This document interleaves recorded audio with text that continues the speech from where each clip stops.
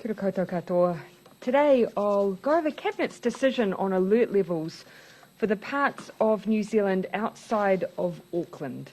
But first, I'm going to hand over to the Director General of Health, Dr. Ashley Bloomfield, to update us on the latest numbers in case those watching at home have not had a chance to look at the press statement earlier today. Dr. Bloomfield. Thank you, Prime Minister. Kia ora koutou katoa. So you may have seen today's numbers already from our 1 p.m. media release. The key figures for me to reiterate today are there are once again 20 new community cases of COVID-19, all are in Auckland, so our total number from this outbreak is now 821. The total number of community cases this morning, as at 9 o'clock yet to be linked, was 33, a small rise on yesterday's numbers, but investigations continue through the day and that number will continue to fall. Our analysis of yesterday's 20 cases that were announced shows 18 of these, or 90%, were contacts of known cases, and of these, 14, or 70%, were household contacts who were already isolating. 5 of the cases overall were infectious in the community in one or other place. All these numbers are moving in the right direction, which is reassuring. I'd like to just take the time to once again thank everyone who is a case and who has moved into one of our quarantine facilities as part of the management of this outbreak. It's a sacrifice and a commitment, and it is keeping the whole community safe, so I want to thank you. Of our very close contacts, 99.9% have been followed up by contact tracers, and efforts to reach the remaining person are continuing. Around 86% of all contacts have been followed up by our contact tracers, and we have already had a test that is in our system, and our public health units around the country are following up those for whom we don't have the results yet. Now, yesterday there were 4,750 swabs processed around the country, and there were just over 2,000 swabs taken in the Metro Auckland region yesterday. This is our lowest testing day since the start of the current community outbreak. The falling test numbers reflect, in large part, a big reduction in people with symptoms. This is the impact of the lockdown on stopping all respiratory illnesses from spreading through the community, and in addition that we now have very few new locations of interest emerging. However, testing remains central to us being confident that the outbreak is under control. Our most important message today is if you have any symptoms, you must get tested wherever you are in New Zealand. At the start of the outbreak, we focused our testing heavily on those who had contact with cases or who had been in locations of interest. We know there are fewer people, as I said, with symptoms, but getting tested if you are symptomatic is still the most important thing. Everything else is supplementary. Over the next week, our goals are to improve our confidence there is no undetected community transmission in Auckland and to protect the rest of the country from any possible leakage of the virus out of the Auckland region. And there are 3 key actions that will help us achieve these 2 goals. First, we will of course maintain a network of testing sites across Tamaki Makaurau to ensure timely access to testing, including for, of course, our Māori and Pacifica communities. The Northern Regional Health Coordination Centre is continuing to look at the best places for our testing centres, and they will move, in particular to ensure they are reaching into places where we've seen cases in the previous few days in South and West Auckland. We will also be working closely with relevant employers to ensure that they support their essential workers in not coming to work if unwell and they are waiting for a COVID-19 test result. Second, there will be more regular surveillance testing for healthcare workers who've worked caring for or on wards or units with COVID-19 patients in our hospitals in Auckland. This will involve both immediate testing and ongoing surveillance testing for the next couple of weeks.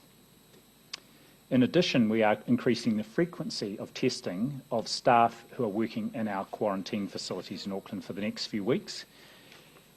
Given the large number of cases in there and what we know about the Delta variant is that people are shedding more virus than they did with earlier variants. So, in our quarantine facilities, we are moving to twice weekly testing for workers there for at least the next 2 weeks. And third, and this is new, I did allude to this last Friday, we will be working closely with employers who have workers who are crossing the Auckland boundary to put in place weekly testing of those workers. This is part of our overall efforts to fully control and end this Delta outbreak over the coming weeks. We have started engaging with employers and industries whose workers are affected. Now, because this is surveillance testing, that is, these people don't have symptoms, they will not be required to stand down or stay at home while awaiting their result, unless, of course, they have symptoms. And likewise, just as for other testing, there will be no cost for this testing. We are still working through the details, but the key point is essential workers crossing the Auckland border will be expected to have had a test in the last 7 days and be able to show proof of this. We're finalising how we will provide people with this proof, and it's likely to be an email or text message that they will be able to show at the boundary. There will be spot checks there to ensure people are getting this weekly testing done. We know there are around 3,000 essential workers who are crossing the alert level boundary each day out of an estimated 220,000 essential workers in Auckland. In the first instance, this testing will be available, of course, as our nasopharyngeal swabbing at any of the community testing centres in Auckland and at general practices and urgent care centres. However, we are also working with the provider in Auckland to enable saliva-based testing to be rolled out and available over coming weeks too, to support that effort. I would like to thank all essential workers for their efforts to keep all New Zealanders safe. These measures will start from Wednesday, the 8th of September. Finally, I know we're asking a lot of Aucklanders at the moment, and I recognise that these additional testing requirements might be inconvenient and indeed unwelcome. But I do want to reiterate how important they are, and that the sole purpose is to ensure we stamp out this Delta outbreak and that Auckland can move down alert levels as quickly and as safely as possible. So thank you to everyone for what you've done to date. It is making a difference, and let's see it through. Back to you, Prime Minister. Thank you, Dr. Bloomfield. As you can see, we are making progress, but we still have some real challenges ahead. That's why we need everyone's help with those two critical things, testing and following the rules of alert levels. I'll come to the rules in a moment, but first, a word on testing. Our case numbers at present are coming down, but we continue to see persistent cases attached to the current outbreak. Some of this is to be expected as we see close contacts and family members test positive, but some of these are still what we call unlinked or mystery cases. These matter because so long as we don't know where a case has come from, we cannot tell if we have other chains of transmission in the community that we haven't isolated yet. That's a cause for concern, and it is why testing is so important to us. And it is why we're asking, if you have any cold or flu-like symptoms, please get a test. It doesn't matter where you are in the country. We need you to be tested. It's why we ask our contacts to isolate and be tested.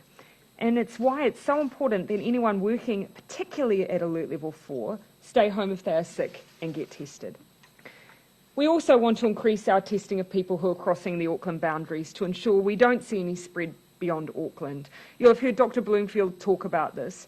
To ensure the safety of those in lower alert levels around the country, we want to step that testing up. And that's why, as has been said, all workers who are permitted to cross the Auckland boundary will be required to have evidence of a test taken within the 7 days before crossing.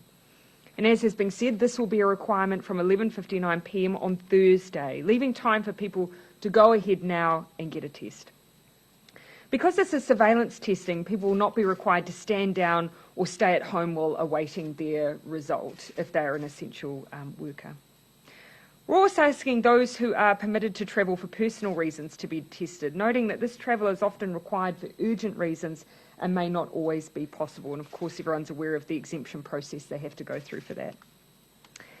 These are extra ways we can keep up our surveillance and ensure we contain the outbreak and stop it from spreading to other parts of the country. This also gives us extra confidence as we consider changes to alert level settings outside of Auckland. As you know, Auckland is set to stay at level 4 until 11:59 p.m. next Tuesday, September 14. Cabinet met today, though, to assess the latest data and consider the advice of our experts in order to determine alert level settings for the rest of New Zealand. Based on all of the information in front of us and on the advice of the Director-General of Health, Cabinet has agreed that all of New Zealand beyond the boundaries to the north and south of Auckland will move to Level 2 at 11:59 p.m. tomorrow, Tuesday, the 7th of September. Schools and other education providers will be given the next 48 hours to prepare to reopen from Thursday morning. As we have today, Cabinet will review the levels for the whole country, including Auckland, at a Cabinet meeting next Monday, 13 September, and announce any changes that same day. These changes mean we'll have one part of the country at Level 4 and the rest at Level 2. For the most part, that is workable with the hard boundaries we've set up, but it does pose challenges, particularly for Northland, who essentially become cut off from the rest of the country. I want to assure Northland that we are working through those issues. There will be the ability for people to travel through Auckland if someone in Northland, for instance, needs to get to the Waikato for their work. People will need to travel directly without stopping while going through Auckland. You'll also need to carry evidence of the purpose of travel and the location where you are travelling to. The ability to keep moving down levels across so much of New Zealand is testament to everybody's hard work, but it doesn't mean we're out of the woods. To account for Delta, Level 2 will be different to how it's been before.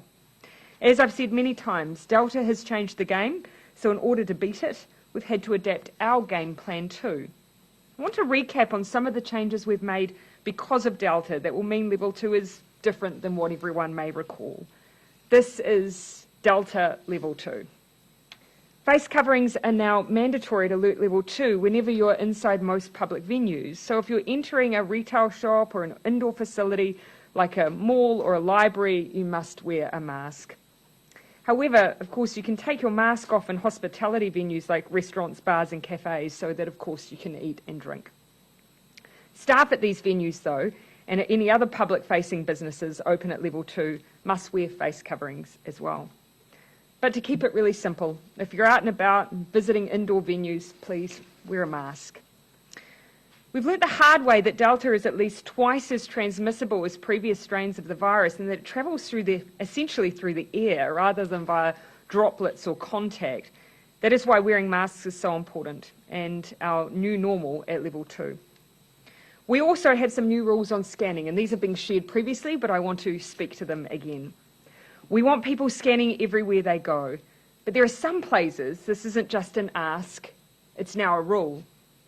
This includes bars, restaurants, cinemas, nightclubs, concerts, churches, and close contact businesses like hairdressers. That's where you either have to scan or there has to be record keeping.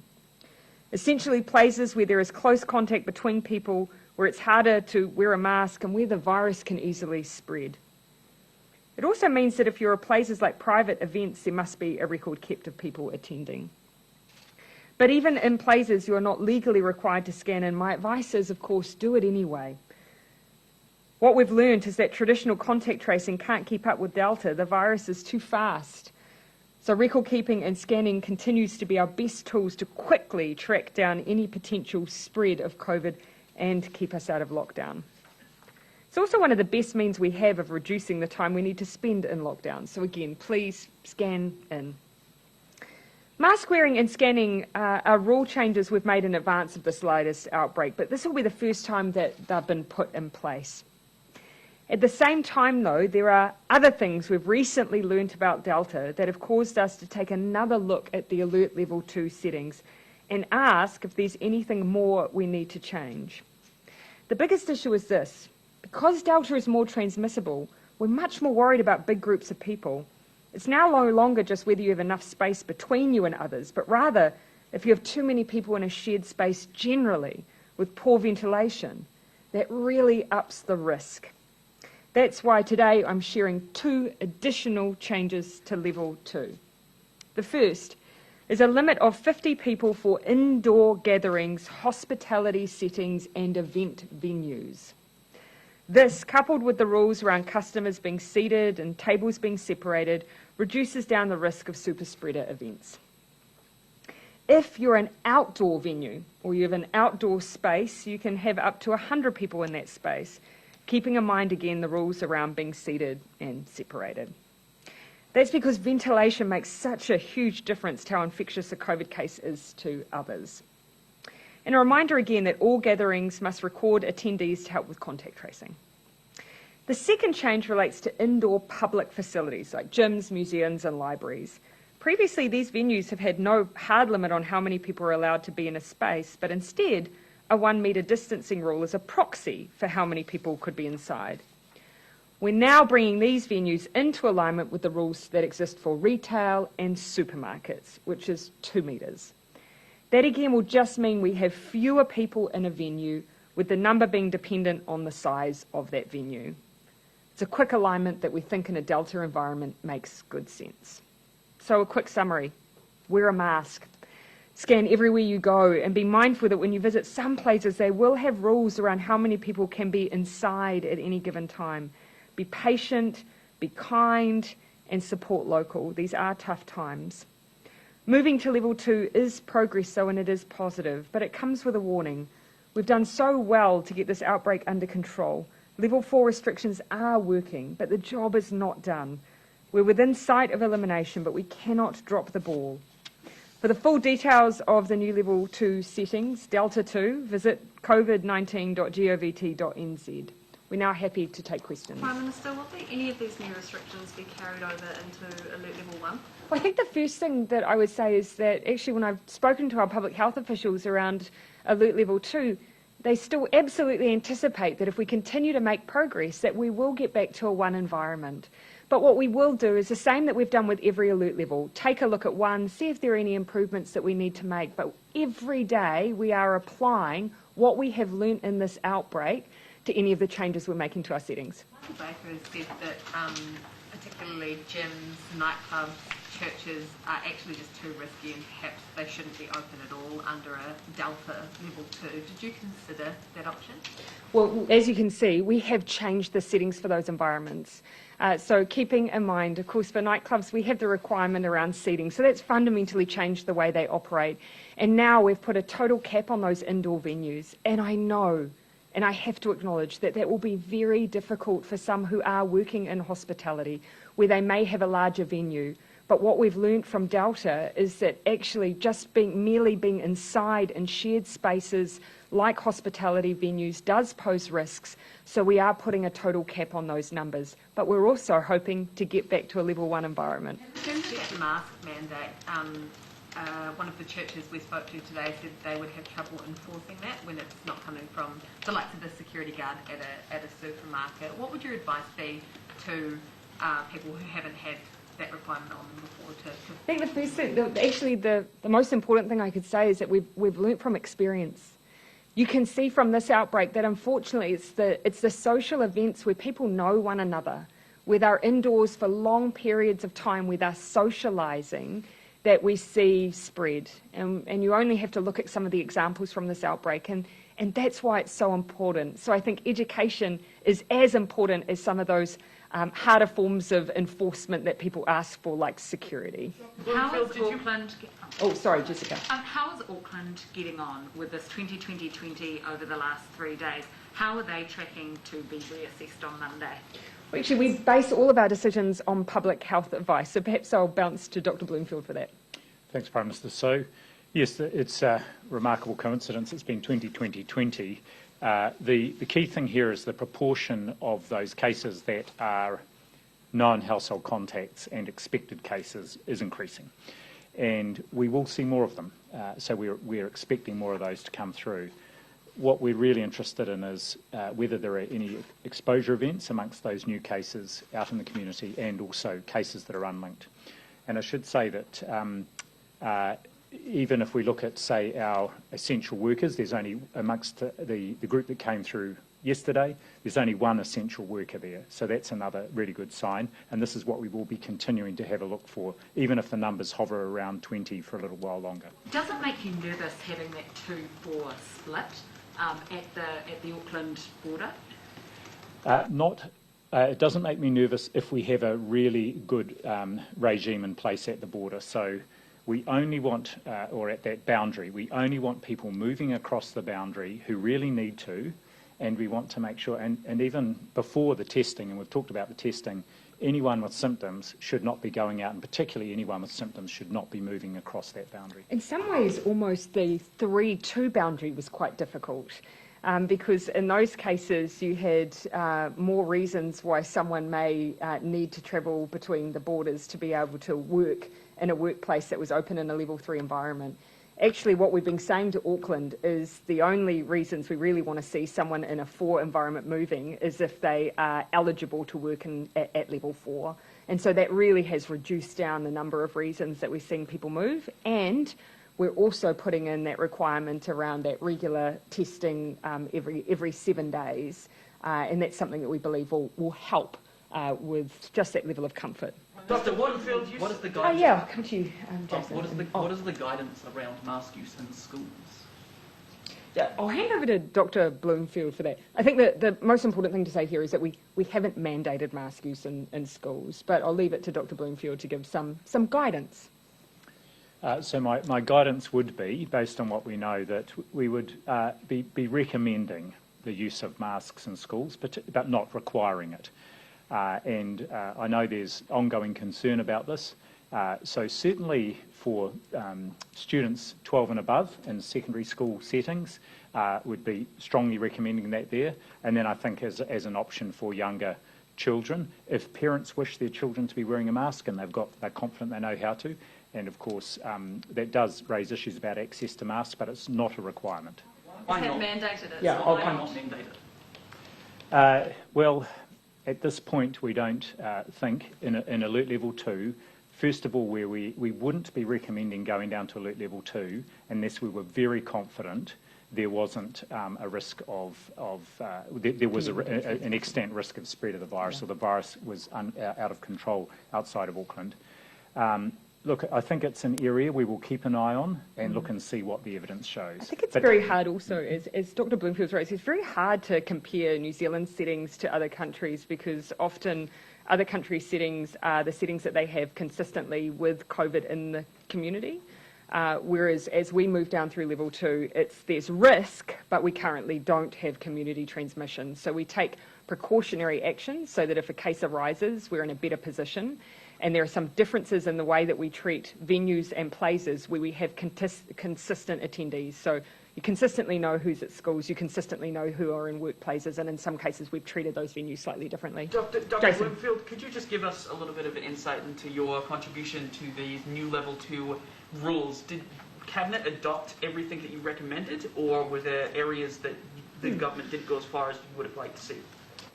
Well, first, just to say it's not my contribution, but all of our team inside the ministry, and also taking on board the advice and views we're getting from others around other public health commentators and advisors. So we still have that technical advisory group.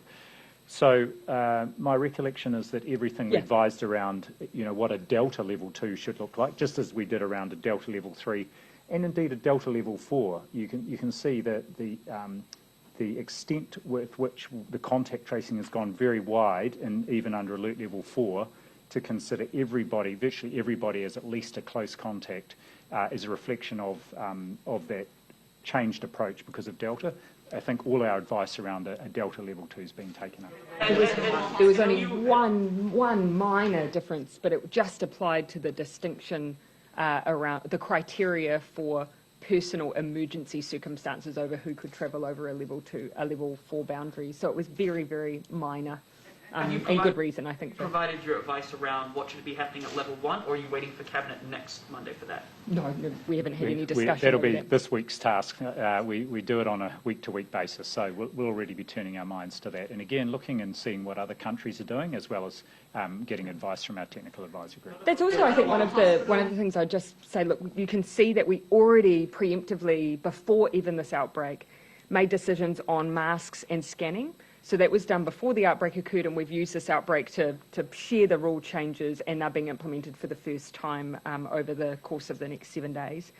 But what we're also doing is learning in real time. So we're looking at what the public health units have experienced with Delta, what they're seeing around transmission, and applying that to the way that we implement our rules. So that's why some of the lead times are in real time, because we are trying to use those experiences and apply them. Yes, of... on the ward with other patients. Happy to come. Yeah, I think it's an important question. Sorry, Dr. It is, but Toby, if you don't mind, I'll come to Claire, but happy to answer that question because we have been briefed on it. Claire, and then back to Toby. Mine is pretty much the same about the Middlemore patient, whether or not you have yet found a link to a location of interest or another known case, and also what has been, how it came to happen, and what's happening now. Sure. Go ahead, Dr. Bloomfield. So on the first of those questions about the link, not yet, but the team has been interviewing, the Auckland Regional Public Health team has been interviewing every member of the household. There's a household of 10 people where that case is from, and so they will have gleaned more information today. I think they'll need to go back quite a way, so I'm confident there will be a link there. It's just uncovering that.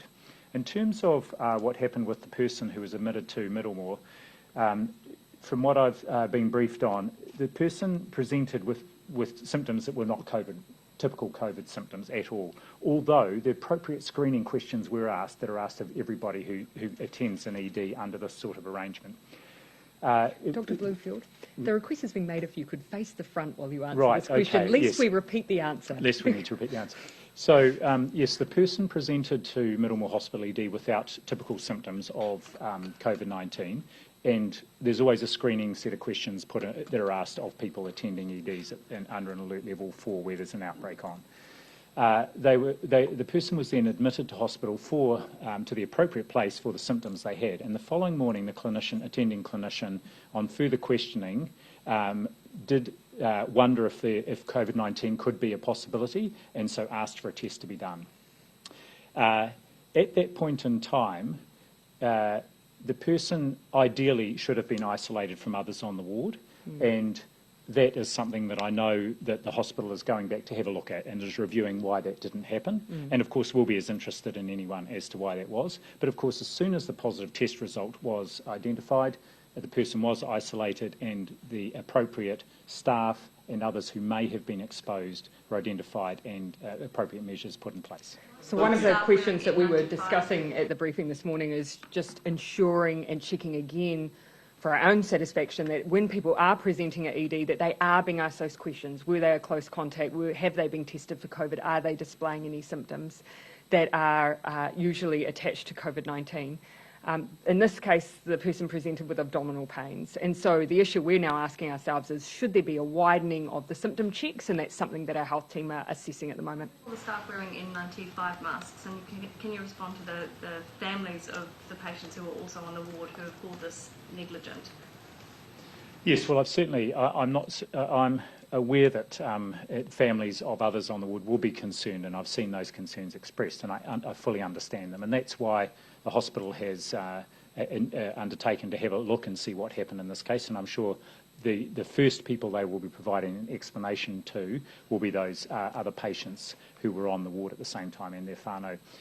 I don't have any information about what PPE staff were wearing on that ward, so I'd have to come back to you on that. Yeah. Prime Minister, how confident are you now with these dropped case numbers that New Zealand will return to 0 cases daily? Is there modelling? Look, I would rather get there and then declare that that's what we've achieved than get too far ahead of ourselves, because there is work to be done. And one of the difficult things is every time we discover a case, then automatically there are going to be more attached to that. And you've seen today, we've got one case that we've identified there in a house, in a large household, which means almost inevitably you'll see extra cases come through from that. So for us it is day by day, but day by day we are making very good progress. What I don't want to do is make the mistake of moving too quickly and then seeing a resurgence, because that has happened with Delta before. Did you have another one, Ben? I was going to ask, on the 2D or Delta 2, whatever we're calling it. Delta 2. Delta 2, okay, thank you. So the new restrictions are 1 metre to 2 metre and caps of 50. For a lot of businesses, that will be the difference, I imagine, between opening and not, because of the viability question that creates. Will there be ongoing support for those businesses? So that's more relevant. So remembering the 2 metre is what we're applying for spaces like museums, public libraries, and the like, gyms, swimming pools. So those are often larger venues, but we're asking to use 2 metres as a general guide to reduce down the number of people overall who'll be in those venues. What I acknowledge is whereas we haven't changed the distancing that are already in hospitality, what we've done is put in a total cap. I acknowledge that that will be tough. And I think the best thing that we can do for those individuals, yes, is keep up the support that they're able to access, and we'll keep sharing any changes there as we go through the alert levels, but also try and get back to as much normality as quickly as possible. And that's certainly our goal. There will be some out there who may have been questioning, is it that we're going to stay in a Delta 2 for prolonged periods of time? That is not what we're anticipating. We want to keep moving, but it will all depend on how successful we are. Restrictions Do on you use workplaces that aren't customer facing, say an office,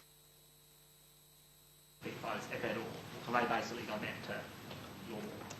Yeah, so if you're not customer facing at all, then many of the rules there remain the same. But we are asking people to be Delta aware, so that if they're able to, just be aware of what we've learnt from this, reducing down contact with one another, just being really mindful of what they will have seen reported over a number of weeks. What was one case outstanding that you were unable to, one contact you were unable to track down? Have you got the police involved in that yet? Are they helping you pursue them yet? Yes, so even before then, where we have cases that we can't, or contacts we can't get hold of through the emails, or we can't get a response through the emails and contact details we have, we use what we call our finder services. That includes any information that other agencies may have, including the police. And what we're also doing is, where we've got people with outstanding tests, the local public health units, if they can't get hold of people, are actually doing visits to the address that we think people are isolating at. With all these unlinked cases, obviously there's a bunch every day that kind of gets sorted out within the next 48 hours. But there are some, it seems, that are kind of staying, that are still unlinked. How long is the longest unlinked case been in the system for now? We've asked for that information, and I got a graph, which I'm sorry I didn't have a chance to have a look at. But what I would say is that it's not just the epidemiological link, and in the past we've used this as well, because we can often link people through our whole genome sequencing. And usually when we're talking about not having an epidemiological link, we might have a very strong idea about where it happened, but we can't directly identify the person-to-person transmission that might have happened. But our whole genome sequencing often will fill in that gap. This is something where I have noticed a change in the way that our public health teams are briefing us. In the past, if you had 2 COVID positive cases that happened to be at the same venue, that previously was not enough for our public health team. They wanted to find how they had direct person-to-person contact in order to identify that it had been that place where transmission had occurred. Now, there is an assumption that if you're in the same venue at the same time, it is entirely possible for it to simply that have been the transmission event in a Delta environment. But as Dr. Bloomfield said, what we've asked for is basically to date stamp those mystery cases, because if they were very, very early on, then look, we accept that there were a large number of exposure events early on, but if you're getting them later on with infection onset later on, then they are more risky to us. So hopefully I might be in a better position to share a bit more on that tomorrow. On the Auckland, I've been traversing Auckland to get to Northland, or to get from Auckland further south. Is there going to be audible rules about that? It's about 2 hours probably driving, depending on the traffic. Are they going to have like a time limit? Is there going to be Sorry, for people when they're transiting through. Yeah, so look, we've been in this position before, and really I think the request that we have from those in the north is just to allow access to other level 2 environments, because in level 2 you are allowed interregional travel. So someone from Hamilton is allowed to move down to Rotorua. The same goes for someone in Northland. The problem is they just have a level 4 in between. So that's why we just ask them to bring evidence of where they're going and why, and just move straight through. And that will be key. Do not stop in Auckland. It is a level 4 environment, lest you want to end up being told you have to isolate. So keep moving through. Joe, I haven't had you, Thomas, and then I'll come back into the back rows. Dr. Bloomfield, what was the advice that you gave to Minister Hipkins around whether there should be pre-departure tests for people leaving New South Wales over the course of that 5 weeks we managed flights coming back to MIQ for 14 days? Gosh, if you don't mind, I'd have to go back and just have a look. I haven't got that at the front of my mind just at the moment, but I'm very happy to come. So would you mind repeating that just again, Joe? The advice that Dr. Bloomfield gave to Minister Hipkins about whether pre-departure tests should be required for people leaving New South Wales on managed return flights to come back to MIQ. Oh yeah, I remember that. Yeah, I remember that advice. Oh, do you mind? Please. So the advice at that time was that there was and remember this was very early on in the outbreak when the numbers were much lower, but I feel like it might have been a bit earlier than that. It was at the time that we made the decision to have red flights anyway, but nonetheless, the view at that time was twofold, that there was probably as much risk in having someone go and attend because if they had a high positivity rate at that point, that there was as much risk asking someone to go and attend to receive a pre-departure test, and that given they were going directly into quarantine, the view of the health team was to allow them to come back and test them on arrival. So that was the advice that we were given. I would like you to get that advice from me, please, but given your comments to me... It is as I relayed. So there was definitely no recommendation from the Ministry of Health to have pre-departure testing. I remember that much. NOIA, so I'm asking if Dr. Bloomfield can offer it. But Sure, but I just gave it early.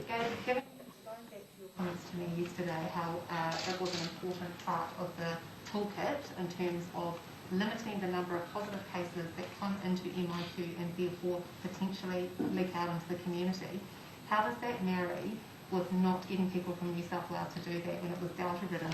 And, I'm sorry, but New South Wales health system wasn't that stuffed that people couldn't go and get the COVID It's not the only place that we don't have a pre-departure test requirement as well. There are other places where the availability of pre-departure tests means that they do come straight in as well. It is. Yeah, look, I'm very happy to come back to you on that, and I, as in all these matters, take the advice of my public health team and the circumstances at the time. So I just need to get... How your comments yesterday, though, and that decision don't seem to make much sense? Well, it is in the context, though, Joe. One of the things to keep in mind, those red flights, the proximity of their availability to bring people back, the 72 hours beforehand, the processing time available in Australia. There are a range of factors, as I recall. So let's just get the advice out and we can share it with you. But that's my absolute recollection of what we were shared with. Obviously, give me that information and then it's... Oh, look, well, everything's eventually released anyway. So Sure. I've spoken to it, so I have no problem releasing it. Down the back, Tova, sorry, and then I'll come to you. I've got a few for different colleagues with 6 o'clock deadlines. We've spoken to cancer patients who have had their surgeries cancelled due to the outbreak. Dr. Bloomfield, why were they cancelled and what's being done to clear the backlog? oh, well, the surgeries would have been cancelled with full clinical oversight if there was a sense that the surgery didn't need to be done urgently, and it would have been to ensure that any surgery that was being done was able to be done safely as well in the context of an outbreak. As you can imagine, that not just in other parts of the country, but in Auckland, any surgery that needs to be done because there's an urgency about it will be being prioritised, and cancer-related surgery is obviously right at the top of that list. So clinicians will be working very carefully to prioritise people who have had surgeries that are missed, cancer and non-cancer related. Today, David Seymour published vaccine priority access codes for Māori. Do you think that he was race baiting and sabotaging the rollout for Māori? And can you also just remind people why it's important that Māori are prioritised? The most important thing for New Zealand is that everyone who can be vaccinated is vaccinated.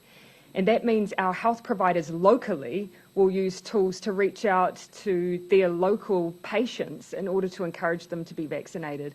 I've seen there's been a very swift reaction online to what David Seymour has done, and I think that's with good reason.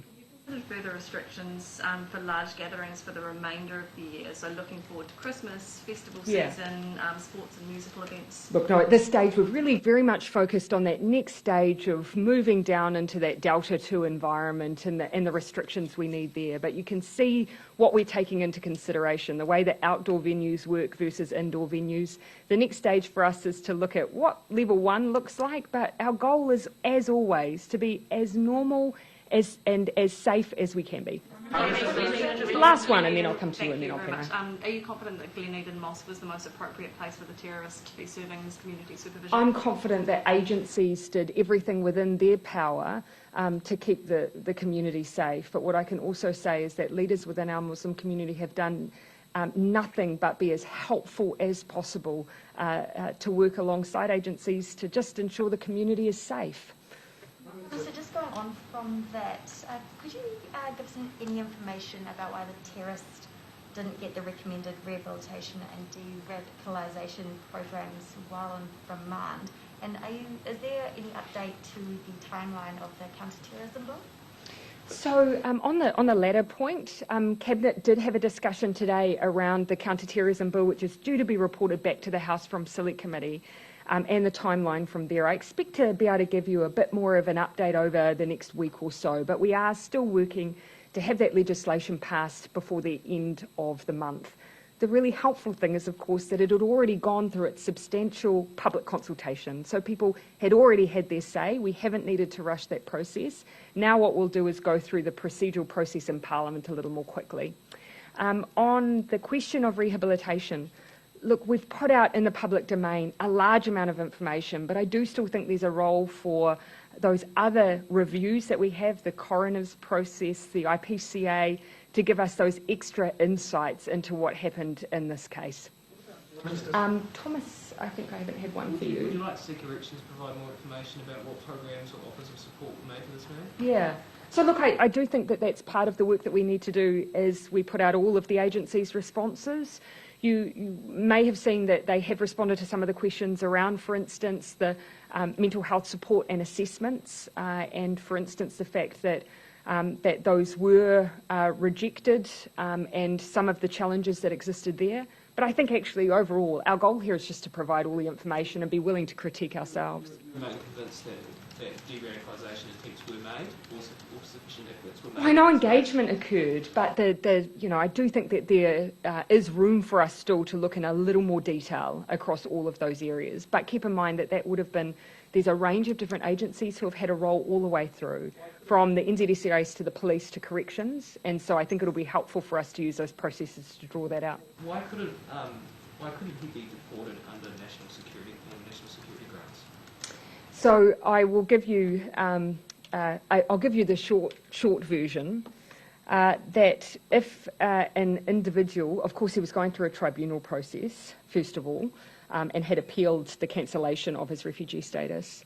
One of the issues that would be considered by the tribunal, however, is whether or not the individual was a protected person. And so if someone is a protected person, then that makes deportation very, very difficult. On that, you basically just, government's lawyers decided that he would likely be deemed that, right? So but they weren't the ones determining if he would be deported. That was relevant as to whether or not Immigration New Zealand had grounds to detain him pending his tribunal process. Given that he was likely a protected person, you said that you'd like to inspect the law to see if you could create an avenue for someone like him to be deported in the future. How could you do that without foregoing international obligations? Yeah, and that is top of mind for us. We have to keep in mind we do have international obligations here. And so the question that I had specifically was, when someone's fraudulently obtained their status, what ability we then have when someone has fraudulently obtained that status then poses a national security threat. So there is a bit of work to be gone through there. And again, as you said, it is a complex... No, I mean, if he's a protected person. No, there are a few things that we can explore still. So I am just going to give us a bit of time to work through some of those options. They're not going to be, it won't be quick, but I think it does warrant us exploring, because most New Zealanders will say, well, if you acted fraudulently in gaining that status and you're a threat to national security, surely there are some mechanisms that we can use there. So that's what we're exploring. Yeah, Michael, in the front today. I guess just back to COVID, sorry, and looking further out, realistically, how long do you think that the rest of the country, aside from Auckland, will need to spend at level 2 before going to level 1? And can you see a situation where Auckland could stay at level 4 and the rest of the country level 1? We take every decision based on the data that we have in front of us, so we don't tend to get into those hypotheticals other than to plan and prepare so that we have all of the options available to us. So I think the only thing I'd say is all the options are available to us. It will literally come down to the public health advice we see and the confidence that we have. Dr. Boone, do you have anything to say? I would agree. And I guess the big focus over this coming week is on Auckland, and to make sure we're doing everything we can to support the efforts to get confidence that the outbreak is well controlled there and that we haven't got ongoing transmission. Sorry, on the edge. So just on that, Seymour, how damaging are comments like that? And what would be your message to frontline staff, specifically at Waipareira, who might feel quite deflated right now? Well, to the team at Waipareira, I'd say, keep up the good work that you're doing, because our goal as a country has to be getting the highest levels of vaccination rates that we can across New Zealand, across all our whānau, across every region. So keep it up. Don't be deterred by those who would try and stop the good work that's being done. And then the only other thing I'd say is, if every day our health providers will send out messages directly to their clients, to their patients, and we undertake targeted messaging for patients all of the time. It's not unusual in a health program to do that. So to try and undermine that for no reason, in fact, for all the wrong reasons, is hugely disappointing. So, Yeah, sorry, just, go ahead. In terms of mask use in schools, would you not consider schools to be more high risk than, say, 50 people in a nightclub? Although, Not necessarily, actually, and for good reason. And one of the points that the Prime Minister made is that in schools, they're actually very controlled settings, and you know exactly which children in which classroom generally. When they're interacting most is when they're outside, usually during breaks. So, no, I wouldn't consider it a higher risk setting than a nightclub. And in fact, all the evidence, even without Delta, is that the highest risk settings are the ones where there is that amongst adults, close contact, and crowded and in confined spaces. In terms of testing, with the increase in needing for tests, there's some health leaders in South Auckland who are calling out for saliva testing. Why is it not only until a couple of weeks' time before we see that? Why can't that be brought forward? So the thing we've focused on, because it's the area we have got really good testing capability and capacity, is around nasopharyngeal swabbing, and that's widely available across Tamaki Makaurau. The saliva testing we will be introduced, it's already in a number of our border areas, including ports now around the country, and we will be adding it to as an option for essential workers who may need to be on testing over these coming weeks. Yes. So the New Zealand Muslim Association said corrections engaged them last year and ahead of Sam Sudan's release in terms of helping manage his rehabilitation back into the community. They then said they pushed back and said, well, we'd like to help, but can you resource us? Can you put in, time frames, that sort of thing? And then they said the communications dropped off. Are you aware of this? And why would corrections then sort of not take up the offer to help and effectively dump him at an Islamic centre which the NZMA says is under-resourced to deal with it? So that's why I've said, look, whilst there's information that we have around the timelines of what happened and when and engagement in the system, it won't necessarily be every engagement with, for instance, community organisations or community leaders. And that's why I do think that there is room for us to take a look at, every element of this. And some of those standard reviews that will take place in a case like that will help with this. What we're going to do is just have a look and see, are there any gaps in that? That means that we won't dig into some of those issues that we need to. But we need to be willing to learn. Again, my one message around the Muslim community is that no one's eyes should be turning in that direction at all, as we look at this case. Of course, we as government and as agencies, we have to reflect on ourselves, but that is not the direction I would encourage anyone to turn their minds. There was nothing but good faith there. I'll let you finish your question. Just on that though, the NZMA president says he feels really upset because he feels as if Friday could have been prevented if corrections had continued through with their initial engagement with the NZMA, which is the country's foremost Muslim organisation. Yeah, I think the only thing that I would say there is that you can see a pattern of reluctance to engage. And that I think was one of the difficult things throughout this period as well. But I can't speak to the engagement directly with those outside of government agencies. I just know that was a pattern that we were seeing. Just a quick question, just on clarity. On surveillance testing, you said that the workers crossing the borders would have until 11:59 on Thursday to get the first done, but Dr. Bloomfield said that it would be from Wednesday the 8th. Could you provide a little clarity around this? Or is it just midnight on Wednesday, or is it... What's the date? Yeah, so we're wanting people, basically we want across a 7-day window for people to go and get a test, and we're asking them to do it before they cross the border. We'll be working with different organisations who particularly cross the border frequently to make sure that's workable, but at the moment the proposal I have is 11:59 p.m. on Thursday. Confident that the truckies were properly kept in the loop on that? We heard the Road Transport Forum this morning saying they were blindsided. So you'll have heard Dr. Bloomfield spoke about this several days ago. So this is not the first time we've talked about this. This is the first time we've put a date on it, and we will continue to engage with those who are passing frequently. But I think people understand we are moving the rest of the country to a much lower alert level.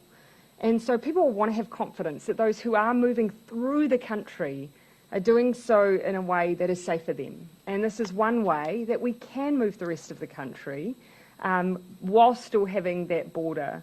Very few places around the world have been able to maintain those different levels of restrictions, and this is one way that we can do that. Prime Minister, what sort of improvements would you like to see in the number of cases or the types of cases to see either Auckland go down from level 4 or the rest of the country go down from level Delta 2? So obviously you've seen that we've been willing to move down with the rest of the country regardless of what's happening in Auckland, and in part that's one of the reasons the border is really important to us. You know, I think in the past, of course, the fact that people, you know, in New Zealand we do move around a lot, we have a lot of transient movement, we have a lot of freight moving, so the border has been critical to us in making this decision. There's not too much movement, and we're putting in that surveillance testing. For Auckland, we've already set out what we want to see there. We want to see a good sense of containment, and that's what we continue to look for. Mystery cases are particularly important to us. Could you move down a level if there were still, 10, 20, 30 mystery cases? Oh, look, mystery cases, we do want to get a sense that if we have had them, so over the course of several hundred cases, if you've had them right at the beginning of your outbreak, it's very different than if you got 20 yesterday. So we assess that as well. Yeah, I think two things on the face of it. One is less cases, and two is that effectively none are mystery cases, that all our cases we can very quickly link back to existing cases, and that won't come as a surprise to anyone. Let me start wrapping up in a moment. So. Just a question for both of you on the Elliott Street Vaccination Centre, Yeah. which is closing tomorrow. Putting aside the fact that it's obviously going to the Graham Street Centre where there is going to be more people. Yes. Northern Regional Health in their response to me said that they'd also taken into consideration eliminating people's concerns about going and using the vaccination centre right next to the Crown Plaza MIQ facility. Given your comments, both of you, over the course of the last few weeks about not being concerned about that proximity, does it surprise you that that's become effective? No, not at all, because in fact we raised it with the team that whilst of course we work through all of the issues on the Crown Plaza to give ourselves comfort that we'd done what we needed to do to assess its safety, we also acknowledged that some people just might have that residual concern. So rather than people being worried and not showing up, we had the opportunity to find another venue that actually at the same time had a larger space. So it hasn't moved because we think that there is an ongoing public health concern, but we were worried that people might be hesitant to go there. So this is a way that's win-win, bigger, and we don't have to worry about that concern. Just a quick update on Crown Plaza in general, that Delta perspective review that you've been doing. Has anything else come to light as a result that needs to change before that next cohort goes in there? No, so they've checked now with the ventilation from the common spaces, the swab spaces, that vents appropriately. They've changed delivery protocols. They've increased the separation now, so it's up to the wall. So there's been a number of changes, but there's also been a review around it as well, and our technical team have reviewed that. And Dr. Bloomfield, do you want to comment on that? Just to reiterate, there's been a number of things done to just reduce any potential for residual risk, but a technical advisory group that includes public health expertise and also a couple of our key scientists in the ministry have had a look at the report and are satisfied that any residual risk has been minimised to the greatest degree possible. I'm going to finish down the back. Thanks. Will there be tertiary-specific guidelines for alert level 2 or this Delta level 2? Because understandably it's not like a classroom situation in schools where attendance is taken or anything like that. And a lot of the lecture theatres aren't able, they have classes that are massive, so they aren't able to have just the 50 people there. But last time students were encouraged just to come. They do. The universities have already developed up a level 2 operating protocols, as I recall. So all the students still arrived, and it's whoever got into the lecture that first got in, and Yes. the rest had to sit elsewhere and go online. Yes. So obviously you'd want to prevent that now, would you not? Yeah, well, I would look. What I might ask the Minister of Education to go back and do is what you've raised is not so much that there aren't protocols, but the way that they're working in practice. So happy to ask the Minister of Education to go back and look at whether or not in practice, because of the way that it's being a first in, first served, whether that's causing congestion, people mingling in a way that's inappropriate. So I'll have him go and look at that and work with the universities. Okay, thank you everyone. Sorry Sam, I didn't see you. Quickly, mask use at university. Is that mandatory? Minister, Dr. Bruce. Right, yeah. Not mandatory, but I would strongly encourage it. And it would be a really good place for people to be using masks and scanning in.